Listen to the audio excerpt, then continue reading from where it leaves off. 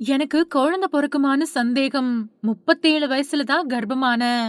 மனசுருகி பேசின கலா மாஸ்டர். தமிழ் சினிமாவுல முக்கியமான டான்ஸ் மாஸ்டரா வலம் வர்றவங்க தான் கலா. இவங்க தமிழ், தெலுங்கு, மலையாளம், ஹிந்தி, கன்னடம், ஒரியா அப்படின்னு பல்வேறு மொழிகள்ல சுமார் 4000த்திற்கும் மேற்பட்ட பாடல்கள்ல பணியாற்றியிருக்காங்க. இப்போ நடன நிகழ்ச்சிகள்ல நடுவரா இருக்கக்கூடிய கலா மாஸ்டர் தன்னோட கல்யாணம் பத்தியும், மகன் பொறந்தத பத்தியும் பேசி மனமுருகியிருக்காங்க.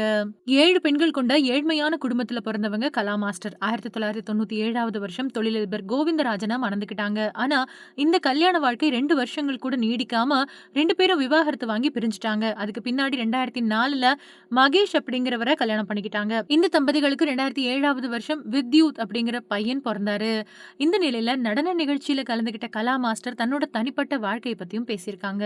எனக்கு கல்யாணம் ரொம்ப லேட்டா தான் நடந்துச்சு. எனக்கு குழந்தை பொறக்குமா அப்படின்னு எல்லாம் கூட நெறைய பேர் பேசுனாங்க. அப்போ என்னோட 37 வயசுல நான் கர்ப்பமானேன். அப்போ டாக்டர்ஸ் எல்லாருமே ரொம்ப லேட் பிரெக்னன்சி இது.